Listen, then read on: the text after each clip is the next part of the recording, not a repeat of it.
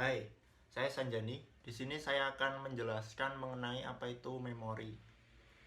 Secara umum, memori adalah kemampuan menyimpan informasi sehingga dapat digunakan lagi di masa yang akan datang.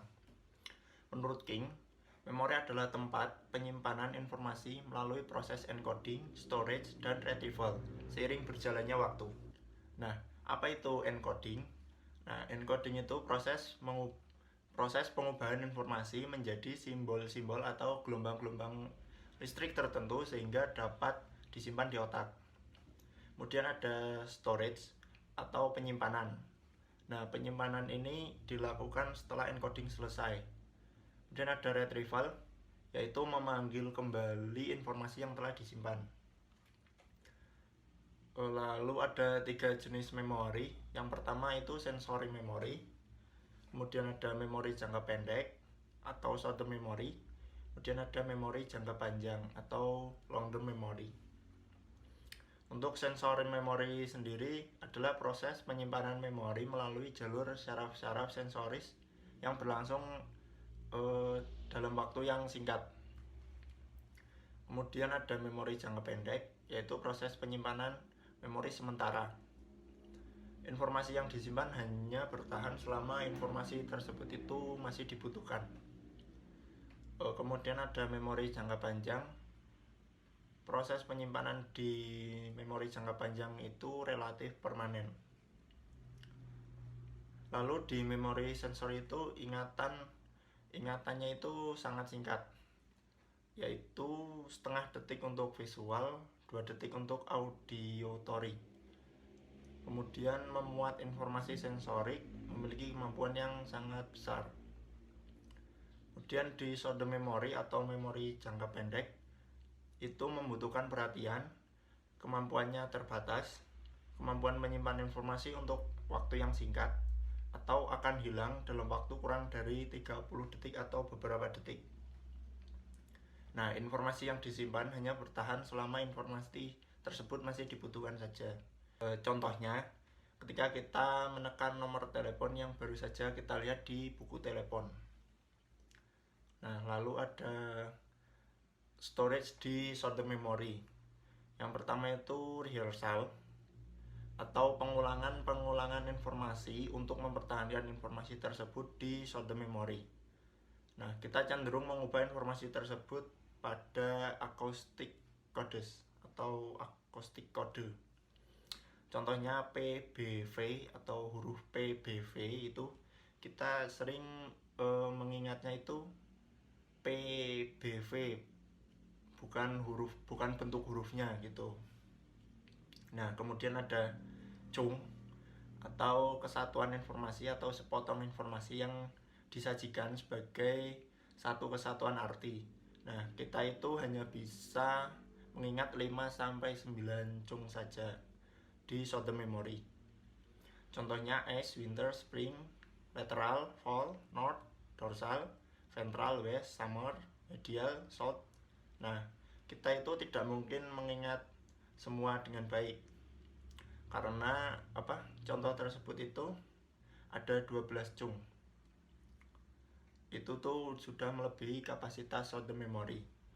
Namun kata-kata tersebut juga diorganisasikan menjadi 3 chung, yaitu arah mata angin, musim, dan juga anatomi. Mungkin kita akan lebih mudah mengingatnya. Kemudian ada long term memory atau memori jangka panjang. Long term memory ini disebut juga gudang penyimpanan informasi jangka panjang. Kapasitas penyimpanan yang besar dan tidak terbatas.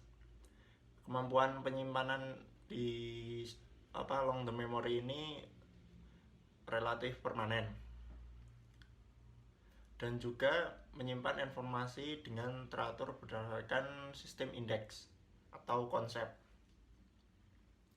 Nah, ada 3 tipe memori di long term memory. Yang pertama, memori prosedural adalah memori mengenai cara melaksanakan sejumlah tindakan dan keterampilan, yaitu mengetahui bagaimana. Contohnya mengendarai sepeda, memasak, dan sebagainya. Kemudian ada memori sematik adalah memori untuk arti. Nah, meliputi pengetahuan umum, fakta-fakta, peraturan, konsep, dan proposisi. Yaitu mengetahui apa. Misal tahu arti ayah, puding, gitar. Nah, misal ini tuh apa? Nah, ini tuh gitar. Kalau yang memori prosedural itu kan ini tuh bagaimana gitu. Itu bagaimana caranya memasak, cara mengendarai mobil. Nah, itu di memori prosedural. Kalau yang di memori sematik itu ini tuh apa? Nah, misal ini tuh gelas. Nah, itu di memori sematik. Kemudian ada memori episodik, adalah memori mengenai peristiwa-peristiwa yang kita alami secara langsung dan konteks yang terikat dengan peristiwa-peristiwa tersebut. Jadi yang kita alami secara langsung seperti ini. Nah, kemudian retrieval. Ini yang ketiga ya. Nah, ketiga itu kan retrieval atau mengambil kembali informasi-informasi yang telah disimpan. Itu ada 3. Yang pertama itu recall proses, yaitu mengingat informasi yang dipelajari di masa lalu tanpa petunjuk yang dihadapkan. Nah, contohnya itu saat UAS isai. Nah, misal ada pertanyaan memori adalah, nah itu kan nggak ada petunjuknya tuh, cuman memori adalah. Nah, itu termasuk kita kan merecall gitu kan, mengingat-ingat kembali.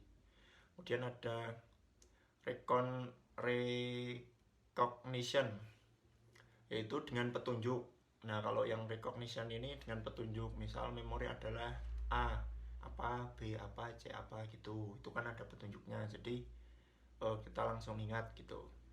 Yang ketiga itu ada relearning atau mempelajari kembali informasi yang pernah dipelajari di masa lalu.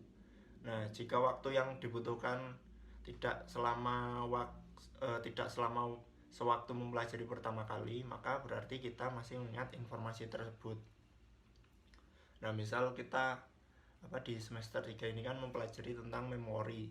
Nah, nanti di semester 5 itu misal ada tingkat yang bertanya mengenai memori, kita kan jika agak-agak lupa gitu kan, kita mempelajari kembali atau relearning tentang memori. Setelah membaca sekilas langsung ingat kembali. Nah, itu termasuk relearning memori karena kita udah pernah mempelajari gitu.